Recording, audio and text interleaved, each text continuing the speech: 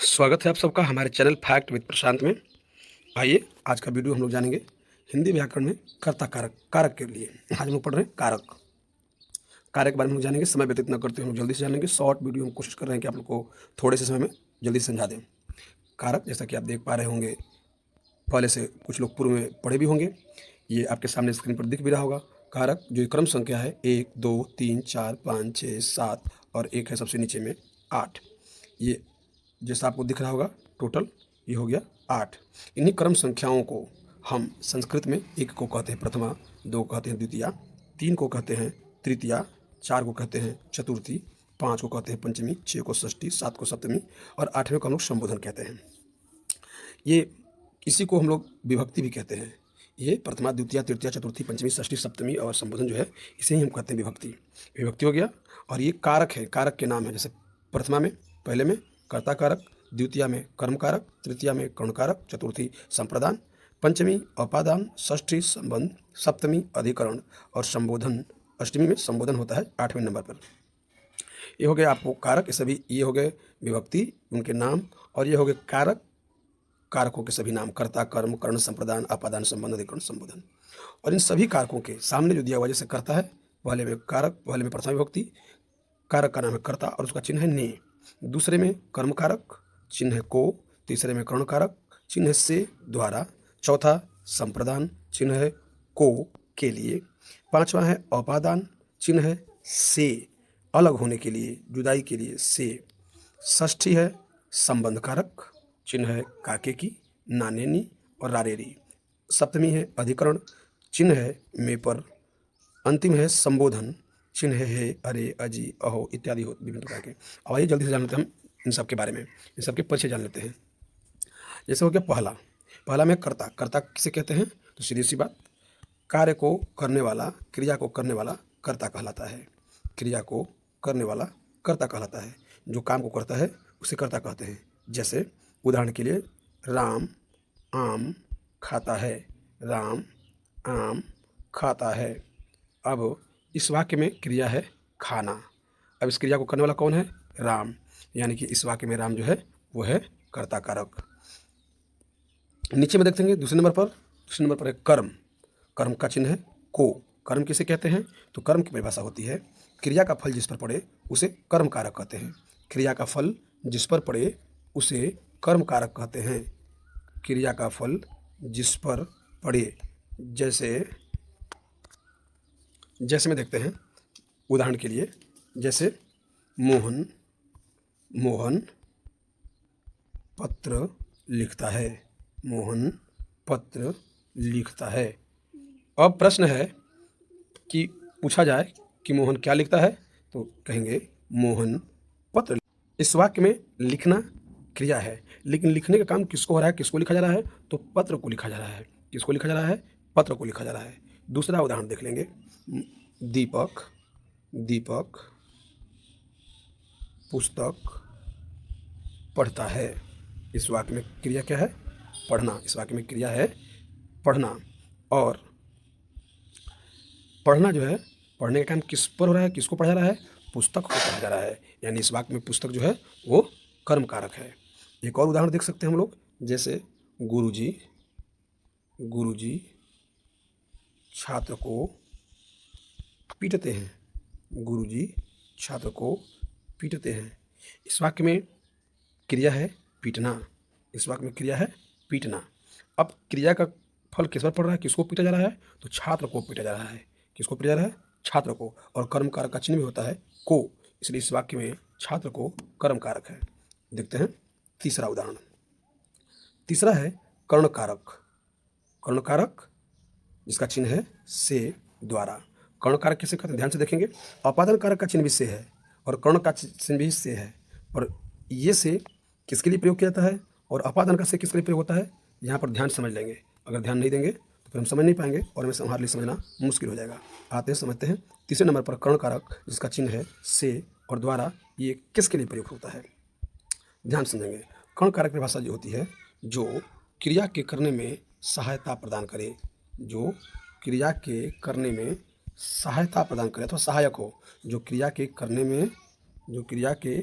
में सहायक हो उसे कर्ण कारक कहते हैं। ध्यान समझ लेंगे इसको।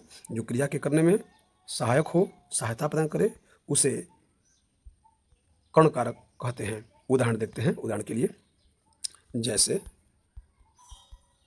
मैं कलम से लिखता हूँ, मैं कलम से लिखता हूँ। अब ज़रा ध्यान से समझेंगे। इस वाक्य में क्रिया क्या है? लिखना। इस वाक्य में क्रिया है लिखना, राइट। अब लिखना क्रिया है, लिखने में सहायता कौन कर रहा है? मैं किसी से लिख रहा हूँ, कौन सहायता कर रहा है? तो लिखने में सहायता कर रहा है कलम। और परिभाषा भी जैसे मैंने अभी बताया कि जो क्रिया के करने में सहायता करे, तो लिखने में सहायता कौन कर रहा है? कलम। यानी इस वाक्य में कलम से कर्ण कारक है। दूसरा एक और उदाहरण देख लेंगे। जैसे वह गाड़ी से जाता है, वह गाड़ी से जाता है। इस वाक्य में क्रिया क्या है? जाना। पर जाने में सहायता कौन कर रहा है? किससे जा रहा है? पैदल जा रहा है? नहीं, गाड़ी से जा रहा है। इस क्रिया को करने में सहायता कौन कर रहा है? जाने में सहायता कौन कर रहा है? गाड़ी। यानी इस वाक्य में जो गाड़ी से है वह है कर्ण कारक। उम्मीद है आप आसानी से समझ गए होंगे। अगला और चौथा है संप्रदान कारक, जिसका चिन्ह है को और के लिए। संप्रदान कारक किसे कहते हैं? आइए जानते हैं।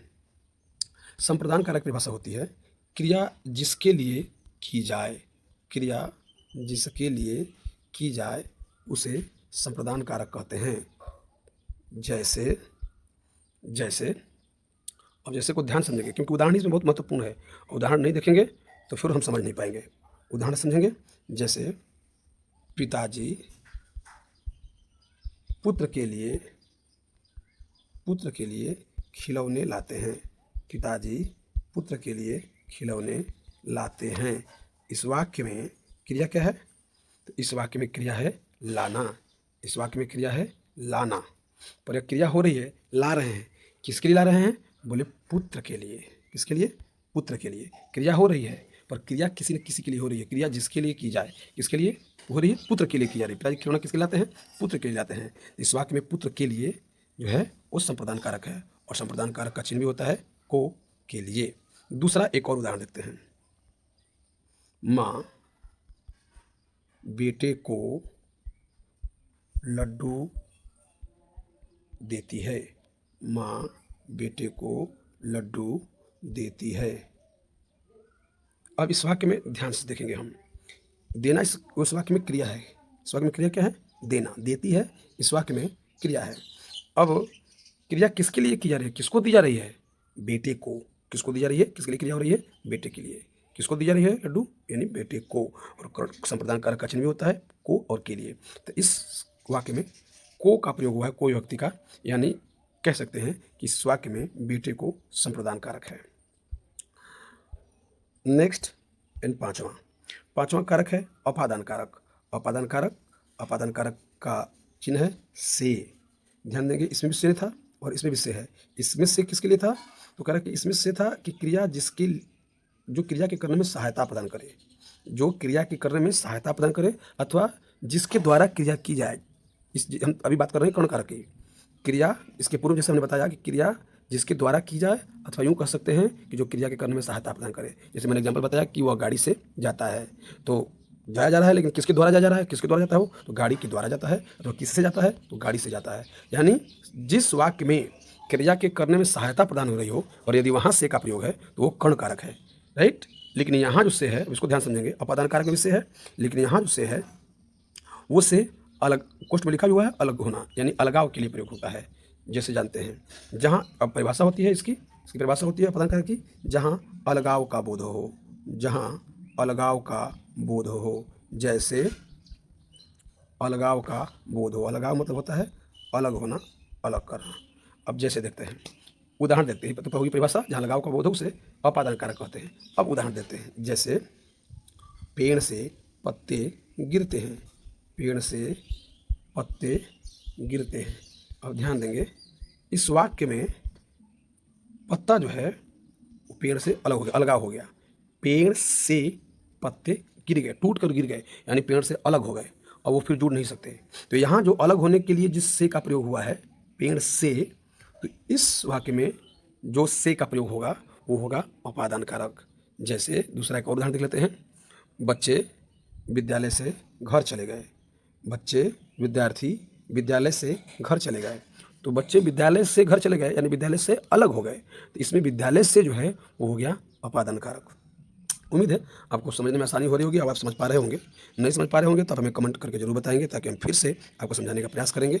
और यदि आपने हमारे चैनल को अब तक सब्सक्राइब नहीं किया है तो ज़रूर कर लेंगे, ताकि नए नए वीडियो आपको आसानी से सुलभता से मिल सके। आइए आगे जानते हैं षष्ठी विभक्ति संबंध कारक, जिसका चिन्ह होता है काके की, नाने नी और रारेरी। संबंध कारक का परिभाषा क्या होता है आप देख रहे होंगे सामने में, यहाँ पर सबके बारे में शॉर्ट में लिखा भी हुआ है कि जब वाक्य में दो पद हों, ध्यान समझेंगे, जब वाक्य में दो पद हों, वाक्य संबंध कारक का परिभाषा क्या होता है, जो दो पदों के बीच में, दो लोगों के कह लें के बीच में जो संबंध जोड़ता हो, जो संबंध जोड़ता हो उसे कहते हैं संबंध कारक। जैसे ये श्याम के घोड़े हैं, ये श्याम के घोड़े हैं। आप यहाँ ज़रा ध्यान समझेंगे, एक पद है घोड़ा और दूसरा पद है श्याम। श्याम मनुष्य है, आदमी है, और घोड़े जानवर हैं। पर आदमी और घोड़े दोनों बीच में संबंध कौन जोड़ रहा है, कौन सी विभक्ति संबंध जोड़ रही है, कौन सा चिन्ह जोड़ रहा है, तो कहते हैं के। और संबंध का चिन्ह भी होता है का, के, की। यहाँ के का प्रयोग हुआ है, यानी के द्वारा श्याम और घोड़े दोनों के बीच में संबंध जुड़ा है, इसलिए यहाँ श्याम के जो है वो है संबंध कारक। अगला उदाहरण देख लेते हैं। जैसे ये रजिया की बकरी है, ये रजिया की बकरी है। ध्यान से उदाहरण समझेंगे। बकरी जो है वो एक जानवर है। बकरी क्या है, एक जानवर है। और रजिया एक लड़की का नाम है, एक इंसान है। रजिया और बकरी के बीच में और कोई संबंध जोड़ रहा है इस वाक्य में, तो वो है की चिन्ह के द्वारा रजिया और बकरी के बीच में संबंध जोड़ रहा है, इसलिए इस वाक्य में रजिया की संबंध कारक है। और संबंध का चिन्ह भी होता है का, के, की। जैसे अभी हमने बताया का के बारे में, की के बारे में बता दिया, सेम उसी प्रकार के, जैसे वे उसके कपड़े हैं, वे उसके लड़के हैं। तो उस मतलब कोई व्यक्ति और लड़का, दो लोगों के बीच में संबंध कौन जोड़ रहा है, के। उस और के लड़के हैं, तो उस और लड़के दोनों के बीच में संबंध कौन जोड़ रहा है, के। इस वाक्य में उसके जो होगा वो होगा संबंध कारक। ऐसे ही नाने नी रारेरी जो है, जैसे मेरा पेन, मेरी पेन, तो मेरा दो शब्द से बना है। मेरा में मेरा जो है वो मैं और रा, मैं रा मेरा। उसी प्रकार ध्यान समझेंगे, यह मेरी कलम है, यह मेरी कलम है। तो कलम और मैं दोनों को भी संबंध कौन जोड़ रहा है, री। और री जो है वो संबंध कारक का चिन्ह भी है, आप देख पा रहे होंगे, रा रे री। इसी प्रकार विभिन्न प्रकार से बहुत सारे उदाहरण और एग्जाम्पल हैं। आगे देखते हैं अधिकरण। अधिकरण कारक किसे कहते हैं, ध्यान से समझेंगे हम लोग। अधिकरण कारक ये भी बहुत आसान है। अधिकरण का मतलब होता है आधार, यानी कह सकते हैं कि जहाँ क्रिया के होने का आधार पता चले, जहाँ क्रिया के होने का आधार पता चले उसे अधिकरण कारक कहते हैं। आधार का मतलब होता है जैसे मछली, अब अधिकरण कारक का चिन्ह क्या होता है, तो जो आप देख पा रहे हो अधिकरण का चिन्ह होता है में और पर। अधिकरण कारक का चिन्ह है में और पर, ठीक है। यहाँ देखेंगे, यहाँ भी लिखा हुआ है क्रिया का आधार, जहाँ क्रिया का होने का आधार पता चले। जैसे मैंने यहाँ पे दे दिया शॉर्ट में, ताकि आप आसानी से समझ सकते हैं। और मैं यहाँ आपको थोड़ी सी एक्सप्लेन भी कर दूँ, थोड़ी सी विस्तारित रूप में मैं आपको समझा भी दे रहा हूँ। जैसे मैंने बताया क्रिया के होने का आधार पता चले, जैसे मछली जल में तैरती है, मछली जल में तैरती है। अगर किसी प्रकार की असुविधा होगी आपको समझने में, तो नीचे कमेंट करके हमें ज़रूर बताएंगे, ताकि मैं अगले वीडियो में आपको अच्छे से समझाने की और प्रयत्न करूँगा, ताकि मैं समझ सकूँ कि आपको समझने में क्या दिक्कत होती है। आइए उदाहरण देखते हैं। मछली जल में तैरती है, इस वाक्य में क्रिया क्या है, तैरना। इस वाक्य में क्रिया है तैरना। तैरने का आधार, कहाँ तैर रही है मछली, क्रिया कहाँ हो रही है, तो बोले जल में। कहाँ हो रही है, जल में। और में किसका चिन्ह है, अधिकरण कारक का चिन्ह है में और पर, इसलिए इस वाक्य में जल में अधिकरण कारक है। दूसरा उदाहरण एक और देख लेते हैं। बंदर पेड़ पर बैठे हैं, बंदर पेड़ पर बैठे हैं। इस वाक्य में क्रिया क्या है, तो इस वाक्य में क्रिया है बैठना। लेकिन क्रिया कहाँ हो रही है, क्रिया के होने का आधार कहाँ पता चल रहा है, क्रिया कहाँ हो रही है, तो बोले पेड़ पर। कहाँ बंदर बैठे हैं, पेड़ पर। और अधिकरण कारक का चिन्ह भी है पर, इसलिए कह सकते हैं कि इस वाक्य में पेड़ पर अधिकरण कारक है। उम्मीद करते हैं आप लोग आसानी से समझ पा रहे होंगे। आइए अगला और अंतिम कारक संबोधन कारक। संबोधन का मतलब भी होता है पुकारना या बुलाना। संबोधन का अर्थ होता है पुकारना अथवा बुलाना। संबोधन का चिन्ह होता है हे, अरे, अजी, अहो, कहें तो जिससे किसी को पुकारने अथवा बुलाने का बोध हो। जैसे ये जो चिन्ह देख रहे हैं ये संबोधन का चिन्ह है। जहाँ ये चिन्ह लगा होगा इसे समझ लेना है कि किसी को पुकारा जा रहा है। जैसे कह रहे हैं हे, अरे, अजी, अहो। अजी सुनते हैं तो अजी के शब्द के बाद इस संबोधन कारक का चिन्ह लगा, यानी किसी को अजी कह करके पुकारा जा रहा है। अरे, ओए, है, ऐसे शब्द जो हैं इनके अंतिम में देखेंगे संबोधन कारक का चिन्ह भी लगा है। और ऐसे वाक्य यहाँ आप देख पा रहे होंगे, इसमें शॉर्ट में लिखा भी है किसी को पुकारना अथवा बुलाना। उम्मीद करते हैं आपको ये वीडियो निश्चित अच्छी लगी होगी, आप आसानी से समझ भी गए होंगे। और यदि किसी प्रकार की दिक्कत होगी तो आप हमें वीडियो में कमेंट करके जरूर बताएंगे। तब तक के लिए धन्यवाद। मिलेंगे हम पुनः अगली वीडियो में।